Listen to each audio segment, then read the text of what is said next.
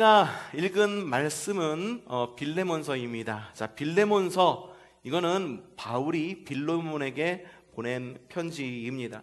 빌레몬과 바울은 이전부터 이미 오래전부터 알고 있었던 사이, 아주 가까운 사이였었습니다. 이 빌레몬이라고 하는 사람은 골로새라고 하는 지역에 살고 있었었는데, 여러분 성경에 나와 있는 그 골로새 맞습니다. 골로새서가 쓰여진 바로 그곳 맞습니다. 그 골로새서가 쓰여진 그 골로새 지역에 빌레몬이 살고 있었었는데, 이 빌레몬에게 개인적으로 쓴 편지가 빌레몬서입니다. 그 골로새 지역에서 좀 잘 사는 편에 속했습니다. 좀 잘 사는 게 아니라 매우 유력했습니다. 큰 저택을 가지고 있었고 여러 종들을 데리고 살고 있었습니다. 근데 이 큰 저택을 자신만을 위한 공간으로 사용하는 것이 아니라 이 큰 저택을 개방해서 당시에 예배 공동체, 교회 공동체가 예배 장소로 사용할 수 있게끔 자기의 집을 오픈해 준 사람이 바로 빌레몬이라고 하는 사람이었어요. 당시에 예배 공간이 확보되었다라고 하는 것은 교회가 세워질 아주 기본이 갖추어져 있다라고 하는 것을 의미합니다. 대략 한 20년 전이죠. 20년 전에 캐나다에서 잠시 살았던 적이 있었어요. 그곳에서 살면서 아는 목사님과 함께 교회를 개척하게 되었는데, 캐나다라고 하는 지역, 지금 우리처럼 한인들을 위한 공동체, 한인들을 위한 교회를 세운다라고 하는 것은 참 이게 좀 지금의 우리 이 한국 사회와는 많이 좀 다릅니다. 우선 예배 공간을 얻어야 돼요. 예배 공간을 얻어야 되는데 이미 오전 시간에 현지인들이 예배 공간에서 예배를 하고 있잖아요. 그래서 한인들의 예배는 자기의 작업물이 있지 않는 한 대부분 다른 교회들을 렌탈을 합니다. 월세를 냅니다. 월세를 내서 오후 시간, 모든 현지인들이 예배가 끝난 시간인 오후 대략 한 2시쯤부터 한인 예배가 시작이 됩니다. 근데 그마저도 구하기가 굉장히 어려워요. 그래서 돌아다니면서 문을 두들기는 거예요. 여기서 우린 한인 목사인데 여기서 예배하기를 원합니다. 우리 여러분에게 좀 어려움을 겪게 하지 않을 거예요. 이제 시작하는 공동체를 가지고 교인들도 얼마 없어요. 예배당만 잠시 사용하면 되는데 어떻게 빌릴 수 있겠습니까? 라고 문을 두들깁니다. 대부분 본당 하나, 고 1시간, 2시간 빌리는데 보통의 경우 그 당시에 300불에서 500불 정도 됐었습니다. 그 당시에 1시간 쓰는데 지금 우리나라 돈으로 30만 원에서 50만 원 한 달에 많이 받는 거라고 생각되시나 요즘 월세가 다 그런데 월세는요 매일 살잖아요 우리가. 그러니까 그러려니 하는데 일주일에 한 번 그 공간을 이용하는데 그렇게 받는 꽤 가격이 높았어요. 근데 우리가 가서 이 캐나다에서 개척을 하면서 예배 공간을 얻으려고 하는데 다행히 집 근처에 있는 한 교회에서 오케이 해주면서 월세 니들 얼마나 낼 수 있니? 라고 말해서 얼마를 받기를 원하냐라고 물어보니까는 이제 우리 시작하는 교회여서 교인은 많지 않습니다. 하지만 이 교회에서 해달라는 대로 우리가 준비하겠습니다. 속으로 생각할 때 그래도 우리가 새로 시작한다고 그랬으니까는 300불, 400불 이 정도는 부르지 않고 적어도 한 100불 정도는 부르겠지 했는데 그 당시에 그 교회에서 있었던 기획위원, 그러니까 그 교회는 일종의 기획위원회예요.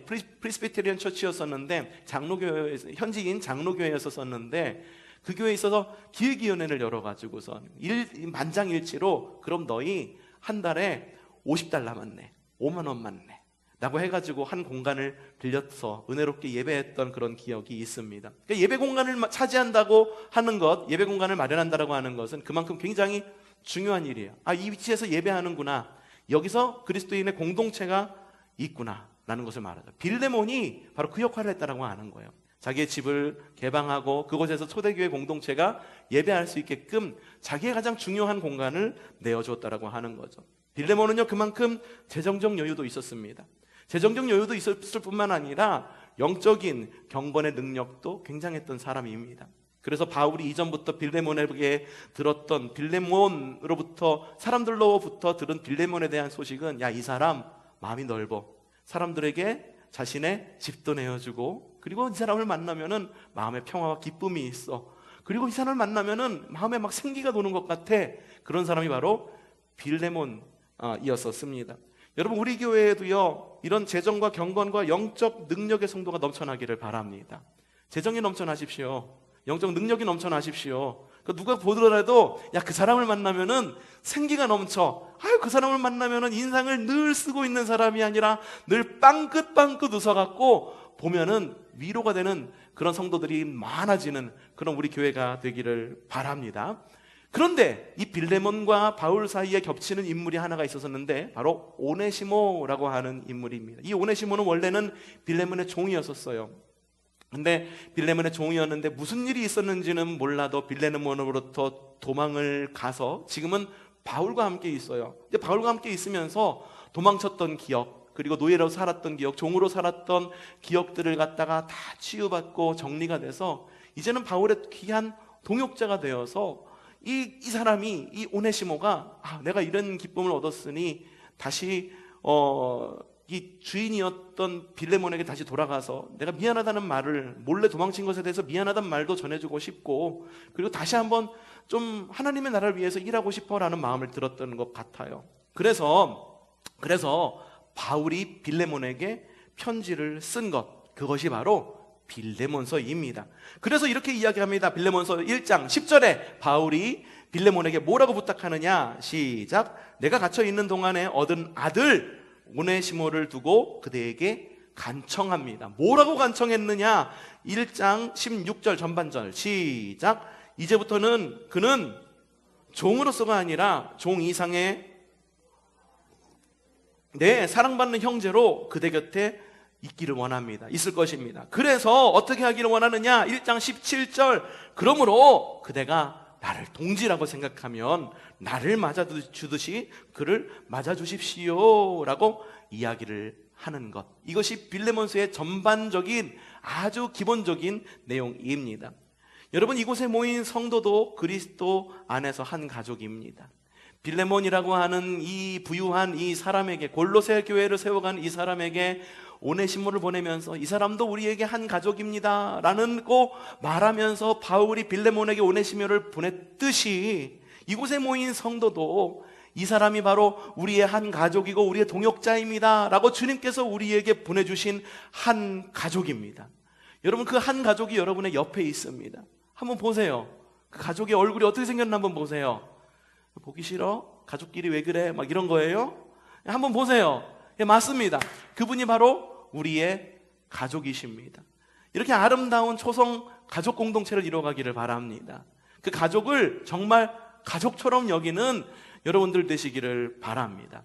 자, 그러면은 우리는 그리스도 안에서 어떤 가족이 되어야 할까? 자, 바울이 이 빌레몬에게 보낸 편지를 보면서 이 빌레몬에게 들은 소문, 빌레몬이 어떻게 되기를 바라는가라는 그 마음의 소원을 통해 갖고 한번 우리가 어떤 가족이 되어야 할지 좀 알아보는 시간 가도록 하겠습니다. 자, 오늘 말씀에서 오네시모를 부탁했다라고 이야기를 하죠. 자, 1장 1절 다시 한번 좀 읽어보죠. 뭐라고 이야기하느냐? 시작.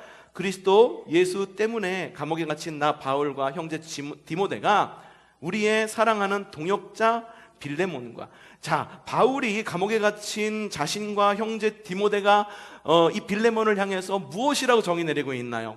바로 동역자라는 말로 빌레몬을 정의를 내리고 있습니다. 여러분, 동역자라고 하는 말이 무슨 말일까?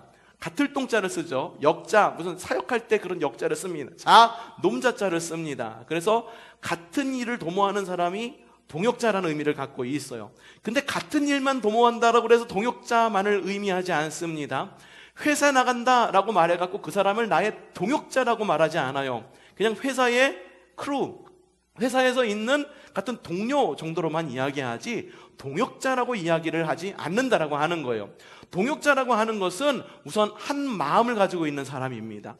그리고 또 한 방향을 바라보는 사람이고, 그리하여서 한 뜻을 이루어가는 사람이에요. 그렇기 때문에 교회 안에서 동역자라고 말하는 사람들은 어떠한 특징을 가지고 있느냐? 한 마음이에요. 흩어지지 않습니다.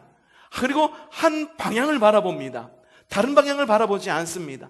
등을 지고 서지 않습니다. 그러면서 한 뜻, 하나님의 뜻을 이루어가는 사람들이 있기 때문에 교회 안에서 함께 생활하는 사람들을 동역자라고 이야기를 하는 것입니다. 그래서 빌레몬을 동역자로 우리가 생각하고 있기 때문에 어떻게 바울이 생각하고 있느냐? 빌레몬서 1장 4절 말씀이죠. 읽어보죠. 시작. 나는 기도할 때마다 그대를 기억하면서 언제나 나의 하나님께 감사합니다. 나에게 당신과 같은 동역자, 같은 방향을 보고 한 마음으로 한 뜻을 이루는 당신과 같은 빌레몬이 있음이 너무나도 감사합니다. 하나님께 감사합니다 라고 바울이 이야기를 하는 겁니다. 여러분, 우리의 삶에 동역자와 동반자가 있다라고 하는 것은 큰 복이고 큰 위로가 아닐 수가 없습니다. 하나님께서 우리에게 동역자를 주셨어요. 왜냐? 하나님은 함께 일하기를 즐겨하시는 분이시기 때문입니다. 그래서 삼 위의 하나님, 성부, 성자, 성령 하나님은 일체를 이루셔서 놀라운 구원의 역사를 이루어 가십니다. 그리고 우리 가정도 마찬가지입니다. 지난주 설교였었죠. 가정 역시 이치와 이샤를 한 일체를 이루게 하셔서 행복한 가정을 이루게 하십니다. 교회 공동체도 마찬가지입니다. 한 사람 한 사람이 다른 모습을 가지고 있지만, 다른 성품을 가지고 있지만, 다른 모습을 가지고 있지만 우리가 일체를 이루게 하셔서 한 마음을 갖고 한 방향으로 하나의 뜻을 이루어가게 하셔서 교회를 이루게 하신다라고 하는 거예요. 그러한 주님, 우리를 하나가 되게 하시는 그런 주님이 우리의 아버지가 되신다라고 하는 거예요. 우리 모두는 한 주님이 가장이신 한 가족이고 한 영적인 동역자임을 믿습니다. 지금 여러분에게 있어서 나의 가족은 누구입니까? 나의 동역자는 누구입니까? 아까 전에도 보았죠? 그 옆 사람이 바로 나의 동역자이고 가족입니다. 여러분, 그 사람이 있음을 날마다 기억하시기를 바랍니다. 야, 그래, 하나님께서 나에게 이런 동역자를 허락하여 주셨지. 이런 어려움이 있는데 내 혼자 이렇게 어려움을 극복하라고 나를 내버려 둔 것이 아니라, 그래, 삼위일체이신 하나님, 함께 즐겨하시는 하나님, 우리에게 이씨와 이샤를 주셔서 한 가정을 이루게 하시는 바로 그 하나님, 그 하나님께서 우리를 혼자 내버려 두시지 않았지. 그것으로 말미암아 기억하고 감사하는 여러분들 되시기를 바랍니다. 동역자를 넘어 동반자로 한 방향을 보고 한 뜻을 이루는 한 가족이 되시기를 바랍니다. 우리 다시 한번 옆에 사람과 인사 나누시기를 바랍니다. 내 가족이 되어주셔서 감사합니다. 인사 나누세요. 예, 내 가족이 되어주셔서 감사합니다. 이렇게 빌레몬에게 바라는 바울의 편지를 통해서 얻을 수 있는 첫 번째 교훈은 뭐냐 하면, 한 마음이 가족이 되자는 거예요. 한 뜻을 이루는 가족이 되자라고 하는 거예요. 서로 등지지 않는 가족이 되자는 것입니다. 두 번째로 얻을 수 있는 교훈은 뭐냐 하면, 사랑과 믿음의 가족이 되자는 겁니다. 함께 이야기해 봅시다. 사랑과 믿음의 가족이 됩시다. 예, 세상에서 친구가 되는 법이 있습니다. 첫 번째, 서로를 향한 신의가 있어야 돼요. 저 사람이 나를 배신하지 않을 것이라고 하는 신의. 나라와 나라의 동맹도 마찬가지예요. 저 국가가 우리 국가를 배신하지 않고 우리 국가를 쳐들어오지 않을 것이라고 하는 믿음이 있어야 동맹이 맺어지는 겁니다. 근데 믿음만 있어서 동맹이 맺어지냐? 그게 아니에요. 서로를 향한 사랑이 있어야 돼요. 애착이 있어야 돼요. 그래서 어떤 특정 나라의 국가를 보면은 갑자기 또 이렇게 또 친근한 느낌이 드는 그런 국가도 있습니다. 사람 사이도 마찬가지예요. 신의만 있다라고 한다면 그건 은행과 개인 관계도 신의의 관계가 있습니다. 여러분의 신용을 보고, 여러분의 자산을 보고 돈 빌려줘요. 여러분을 믿는 거예요. 신의만 있어가지고는 우리의 관계가 맺어지는 게 아니에요. 애착이 있어야 되는 거예요. 사랑이 있어야 된다라고 하는 거예요. 물론 은행에서 그렇게 문자가 오기도 합니다. 사랑합니다, 고객님, 아무개 캐피탈입니다. 귀대금 얼마까지 대출이 가능하오니, 이러면서 사랑을 이야기를 하긴 하지만 진짜로 그게 우리 사랑하는 겁니까? 아니잖아요. 물건 팔려고, 그래서 이자 장사하려고 그거 보내는 거 우리가 뻔히 알고 있잖아요. 그렇기 때문에 세상에서 친구를 맺는다라고 해서 신의와 사랑이 있다라고 해서 그것이 기본적인 요구, 그리고 기본적인 어떤 그런 근본적인 필요 조건이기는 하지만, 그런데 이 조건마저도 깊은 친구로 가는 그 길이 쉽지만은 않습니다. 사회 나가서 맺는 친구들, 여러분 깊이 친구 맺어지기 쉽던가요? 오히려 어렸을 때 만났던 친구, 아무것도 조건 없이 그냥 뻘거벗고 같이 놀던 친구들이 지금도 훨씬 더 친한 친구들이 아닙니까?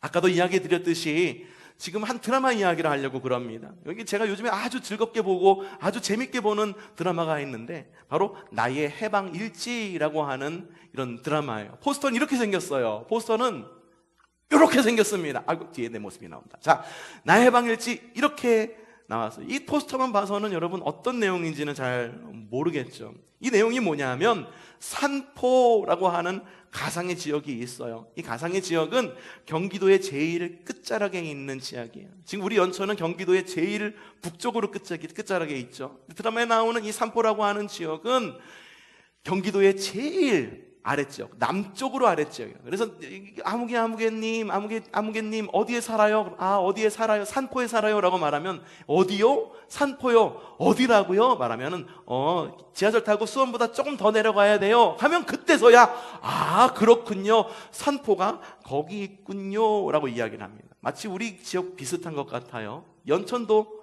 그렇죠. 어디 사세요? 연천에 살아요. 그렇게 먼 데서 사세요 라고 이야기를 합니다. 근데 사실 멀지 않잖아요. 고속도로도 얼마나 잘 뚫려 있습니까? 그리고 좀 있으면 교회 앞으로 또 서울서부터 직접 올 수 있는 고속도로가 우리 교회 앞으로 바로 직통으로 뚫립니다. 그리고 우리 교회 200m 뒤에 또 지하철역 1호선이 연장이 돼갖고 올 말에는 서울로 가는 길이 훨씬 더 빨라집니다. 거리상으로 그렇게 멀지 않고 서울 갈 때 그렇게 멀지 않은 지역이에요. 근데 거리상으로는 그렇게 멀지 않다라고 여겨지지만, 우리는 그렇게 여기지만 다른 사람이 생각할 때 거리상으로 먼 지역, 사실 거리상으로 먼 지역이 아니죠. 마음이 먼 지역이죠. 아, 내가 거기서 군 생활했었지. 아, 그래, 먼 지역. 엄청 추웠었어. 아유, 그때 텐트 쳐가지고서 하는데 텐트 위에 그냥 서리가 얼어가지고 어찌나 춥던지, 추웠던 지역, 배고팠던 지역, 그런 기억이 남아있는 곳이 바로 연천이라고 하는 지역이에요. 아, 이게 또 이 드라마가 또 마음에 와닿는 이유가 뭐냐면 산포라고 하는 이 가상 지역을 말하지만 촬영지가 또 연천이래요. 우와, 놀라시지도 않네. 연천이래요. 그래요. 아, 좋습니다. 아, 와. 이게 뭐지? 우와, 연천에서 촬영을 했대요. 그러니까 산포라고 하는 지역과 연천이라고 하는 지역이 너무 비슷한 거예요. 그래갖고 내가 이 드라마를 보는데 너무 와닿는 거예요. 이곳에서 멀리 살아. 그냥 직장으로 좀 가까이 갔으면, 서울로 갔으면 좋겠는데 서울로 들어가지도 못하고 그냥 아버지한테 얹혀가지고선 매일 아침마다 지하철 타고 왕복하면서 왔다 갔다 하는 그런 이야기. 그렇게 왔다 갔다 하다 보니까는 몸만 지치느냐? 몸만 지치지 않아. 마음을 갈망하는 사람, 사랑을 갈망하는 사람은 드라마에서 많이 보았어요. 하지만 이 드라마에서는 사랑을 갈망하지 않아요. 마음을 갈망해.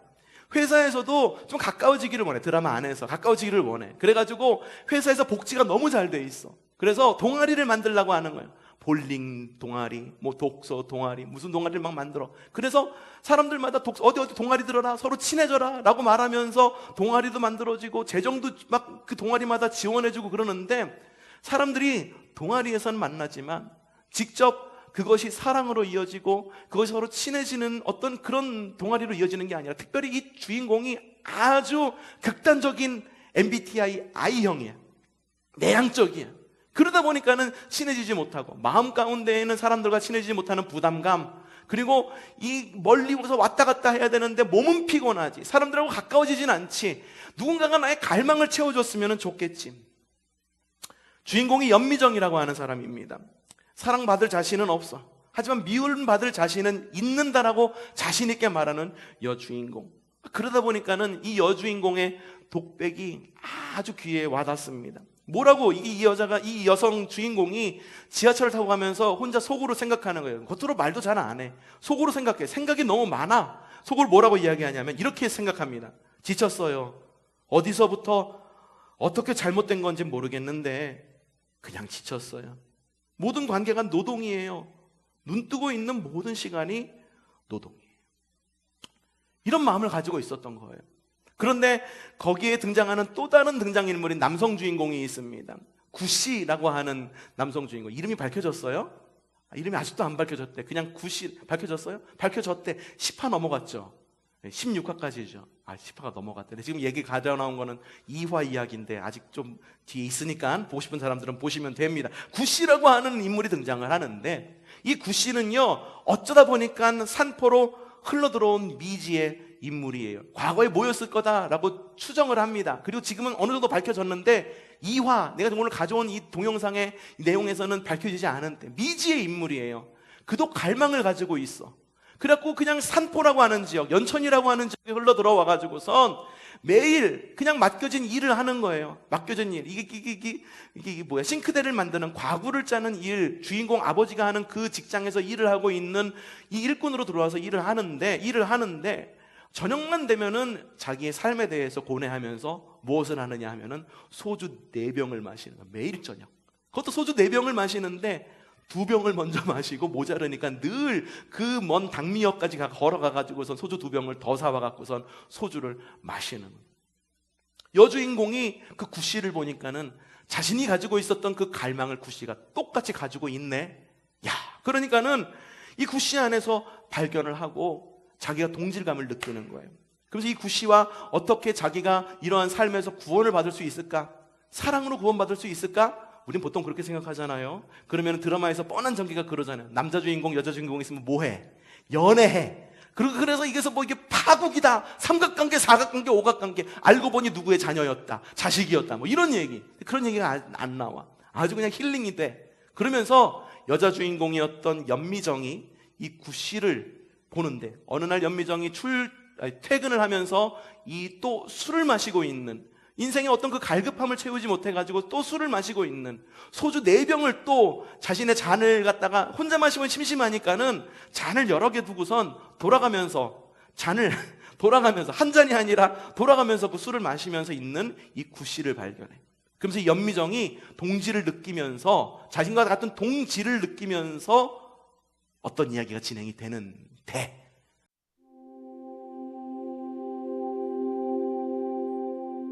이 드라마 보면서 이 부분이 굉장히 하이라이트예요. 날 사랑해요 라고 말하지 않습니다. 뭐라고 해요? 날 추앙해요. 이게 우리가 말 잘 쓰지 않는 말이에요. 그래서 제 아내가 이걸 이야기를 먼저 해줬어요. 그래서 뒤에 가서 나중에 보게 됐는데, 그래서 추앙이 무슨 뜻이야? 라고 물어봤어요.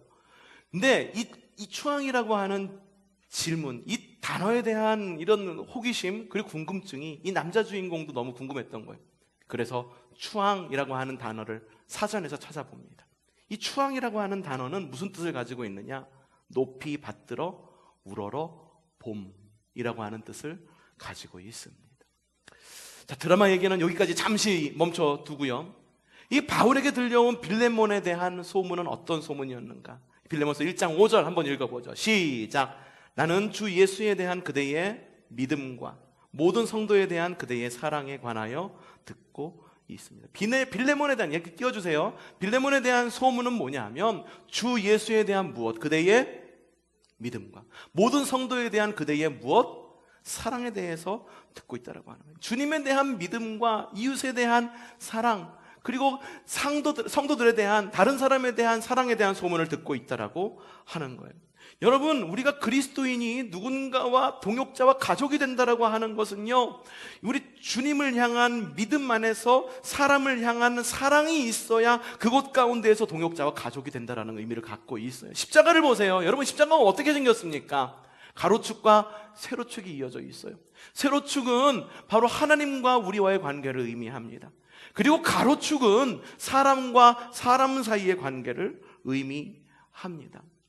믿음과 사랑의 행동, 하나님을 향한 믿음의 행동, 그리고 사람을 향한 사랑의 행동, 그 가운데 있는 이야기가 뭐냐 하면은 그게 바로 예배인데, 바로 추앙이라고 하는 단어가 바로 그런 의미를 담고 있다라고 하는 거예요. 높이 받들어 우러러 보는 것, 예배하는 것, 그것이 바로 추앙이 갖고 있는 의미예요. 이 드라마를 보면서 무엇을 말합니까? 사랑으로는 안 돼. 나를 추앙해요 라고 이야기를 합니다. 여러분은 세상에 얼마나 많은 관계들이 있습니까? 사랑한다라고 이야기, 심지어 대출받은 바로 그곳에서도 사랑합니다 고객님, 아무아무의 캐피탈입니다라고 이야기를 합니다. 사람들이 보면서 사랑하고 축복합니다. 오늘 얼마나 우리가 또 서로를 갖다 축복하면서 사랑하고 축복합니다라고 이야기를 했습니까? 근데 여러분, 그것으로 여러분 채워지십니까? 껍질뿐인 사랑의 이야기들, 드라마를 켜봐도요, 너무 형식적이고 껍질뿐인 사랑의 이야기들이 얼마나 많은지 몰라요. 근데 저는 이걸 보면서 순간 좀 너무 크게 와닿는 거예요. 사랑으로는 안 돼. 날 추앙해요. 채워지지 않아요? 나도 채워진 적이 없어요. 이게 왜 그럴까? 사랑만으로는 안 돼. 직장에 가서도 사랑을 이야기해. 친하게 지내라고 동아리를 하라고 막 돈도 막 내어줘. 그래서 사람들이 친해지기를 원해. 그런데 그것이 정말 사랑이냐라는 거예요. 여주인공이 이야기한 게 그거예요. 뭐냐? 사랑으로는 안 돼. 날 추앙해요. 추앙은요, 사랑보다 훨씬 높은 단계의 사랑을 말한다라고 하는 거예요. 여러분에게 그런 사랑이 있기를 바랍니다. 그런 추앙함이 있는 여러분의 삶 되시기를 바랍니다. 먼저 주님을 추앙하는 여러분들 되시기를 바랍니다. 그리고 서로를 추앙하는 가족들 되는 여러분들 되시기를 바랍니다. 여러분이 답답한 이유가 뭔지 아세요? 껍데기만 남아있기 때문에. 사랑이란 말, 옛날에 어떤 가수가 이게 사랑이란 말은 너무너무 흔해. 기억하는 분들 계시죠? 누가 불렀어? 염소같이란 불러갖고 염소같이 누구였지? 그 사람이 있어! 그런 노래 있었는데 지금도 그때나 별 다를 게 없다라고 하는 거예요. 왜 그럴까? 형식적이고, 그 누구나 사랑이 흔해 빠진 사랑, 그것으로 밥 먹고 살려고, 그것으로 누군가에게 이득을 얻고 살려고, 그것이 없으면 그마저도 사회가 유지되지 않기 때문에 어떤 끈끈한 정말 그 사랑 이상의 내용이 있는 것이 아니라 겉모습만 있는 그런 것들. 우리의 예배는 또 어떻습니까? 여러분들, 우리가 예배를 하면서 그 예배 안에 정말로 하나님을 추앙하는 마음이 있습니까? 하나님을 그냥 예배한다라고 말하는데 정말로 추앙하십니까? 주를 앙모하십니까? 주를 앙모하는 자 올라가. 정말로 주님을 앙모하십니까? 없어. 어느부턴가 그냥 껍데기만 남아서 내용물이 없는 그러한 삶을 살아가고 있다라고 하는 거죠. 그러니 우리가 어떠한 관계가 되어야 되겠습니까? 사랑과 믿음의 가족이 되어야 된다라고 하는 거예요. 하나님을 향한 믿음, 사람을 향한 사랑, 하나님을 기쁘시게 사람을 복되게. 껍데기만 남아있는 모든 예배자들은 떠나가라. 진짜 하나님을 예배하고 싶은 사람들은 모여라. 사랑이라고 하는 껍데기만 남은 사랑을 하려고 하는 사람은 떠나가라. 진짜 사랑을 하고 싶은 사람을 모여라. 우리가 바로 그런 믿음의 가족이 되기를 바랍니다. 세 번째로, 서로를 복되게 하는 가족이 됩시다. 자, 따라해 봅시다. 서로를 복되게 하는 가족이 됩시다. 자, 바울은 그래서 빌레몬이 어떻게 되기를 바랬는가? 자, 빌레몬서 1장 6절 말씀 읽어보죠. 시작. 그대의 믿음의 사귐이 더욱 깊어져서 우리 안에 있는 모든 선한 일을 그대가 깨달아 그리스도께 이르게 되기를 나는 기도합니다. 첫 번째, 믿음의 사귐이 깊어지기를 바란다라고 이야기합니다. 두 번째, 주님 안에서 주님의 선한 일을 깨닫게 되기를 바란다라고 이야기합니다. 세 번째로는 주님과 같이 되기를 바란다라고 이야기해요. 주와 같이 되기를. 여러분, 실제로요, 빌레몬은 그렇게 되었어요. 그래서 사람들을 통해 갖고선 빌레몬에 대한 소문을 들었을 때 어떤 소문을 들었느냐? 1장 7절 말씀 시작. 형제여, 나는 그대의 사랑으로 큰 기쁨과 위로를 받았습니다. 성도들은 그대로 말미암아 마음의 생기를 받았습니다. 빌레몬이 하는 모든 말과 행동들, 이거는요, 상대방을 세워주고 힘이 되는 내용으로 가득했다라는 겁니다. 주님을 추앙했어요. 그리고 성도들을 추앙했어요. 그래, 너 믿어. 너라면 할 수 있어. 힘내. 굳이 이런 말을 하지 않아도 다가가서 그냥 눈길 한번 전해주는 것, 그 눈길 속에서 진심이 느껴지는 거고, 그냥 손 내미는 그 손 하나에서 진심이 느껴졌다라고 하는 거예요. 그의 그러한 추앙으로 인해 바울까지도 평안함과 기쁨과 위로를 얻었다라고 이야기를 합니다. 여러분, 이것이 진짜 그리스도인이에요.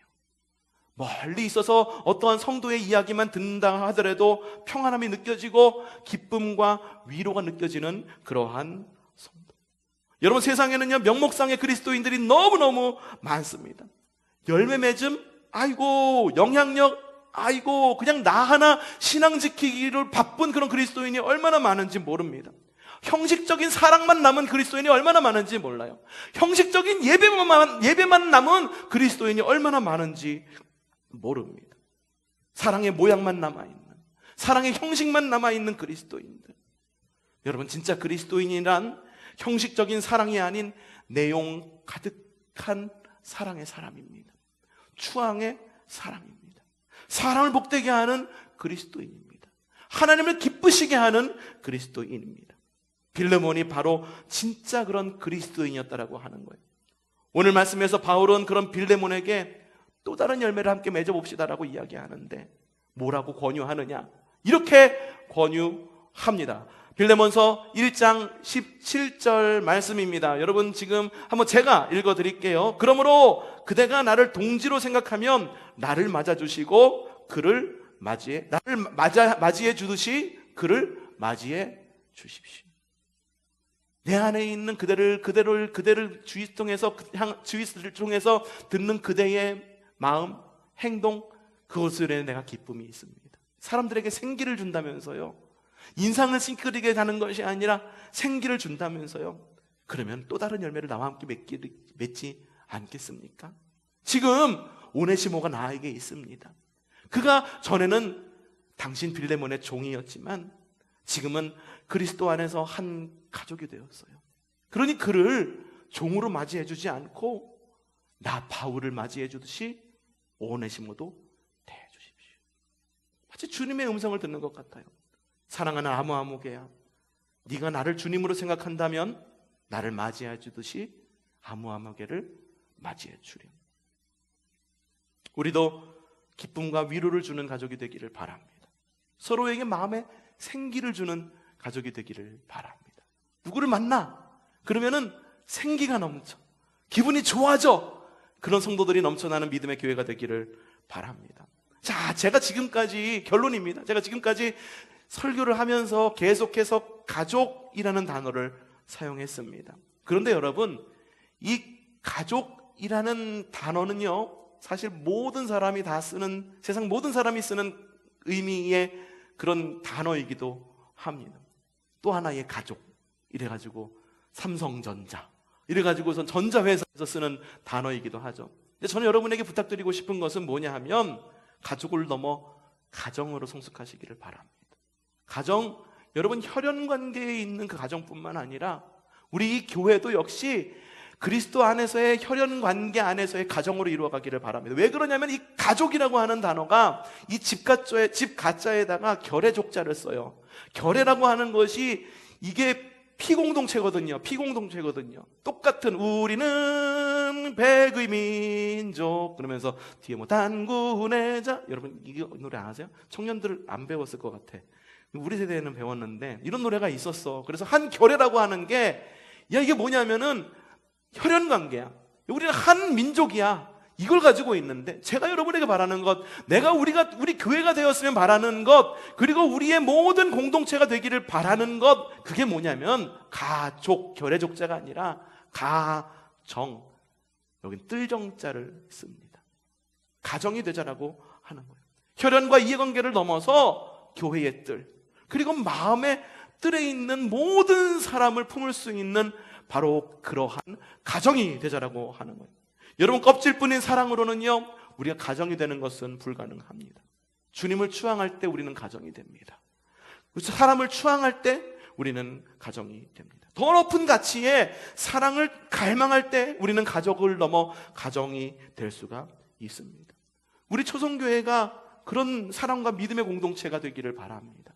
하나님을 추앙하십시오. 사람을 추앙하십시오. 그래서 하나님을 믿음으로 우리가 죄에서 자유를 얻었다고 한다면 사람을 통하여서 우리가 관계에서 구원을 받기를 바랍니다. 재정의 어려움, 많은 어려움, 그런 것에서 자유를 얻어 구원받은 믿음의 성도의 삶을 살아가기를 바랍니다. 바울의 편지 이후에 주인 빌레몬은 오네시모를 어떻게 했을까요? 어떻게 했을까? 오늘 성경 말씀에는 그 이후의 이야기가 나오지는 않습니다. 하지만 이 오네시모가 어떻게 됐느냐? 한 역사가의 기록에 의하면 이 빌레몬의 종이었던 이 오네시모는 이후에 교회의 유명한 일꾼이 됩니다. 그래서 에베소 교회의 감독의 자리까지 올라가게 돼요. 아마도 성경에 나와 있지는 않지만 빌레몬은 그를 종의 자리에서 해방시켜줬고 어쩌면 그를 정말로 가족으로 혹은 가정으로 만들어 주었지 않았을까 우리는 쉽게 생각해 볼 수가 있습니다. 오네시모가 어떻게 그 위치까지 올라갈 수 있었을까? 큰 사랑을 받았기 때문에 큰 리더로 성장할 수 있었다라고 하는 거예요. 우리가 하나님을 추앙하고 사람을 추앙할 때 사람이 세워집니다. 이런 말이 있습니다. 한 아이를 키우려면 온 마을의 노력이 필요하다. 예, 우리 안에 믿음의 어린이가 있습니까? 하나님과 이웃을 추앙함으로 가족에서 가정으로 성숙하는 여러분들 되시기를 바랍니다. 세상에 흔하디 흔한 사랑, 껍데기만 남은 사랑, 함께 그렇게 외치세요. 그런 사랑은 떠나가라. 이제는 그리스도 안에서 진짜 사랑만 남았기를 바랍니다. 마음의 아픔을 함께 나누고, 그리고 어떤 환경의 어려움 가운데 있는 사람들을 향해서 같이 마음을 아파하고, 기뻐하는 데에 같이 기뻐할 줄 아는 그런 성숙한 가족에서 더 성숙한 가정, 우리의 뜰 안에 들어오는 모든 사람, 우리 교회 안에 이 뜰을 밟는 모든 사람. 우리 교회 얼마나 좋습니까? 다들 마당이 없어가지고선 다들 힘들어 하는데 마당이 있잖아요. 이 마당 안에 누군가가 발길을 들여놓는다라고 하는 거 우리에게 정말 큰 복이 아닐 수가 없습니다.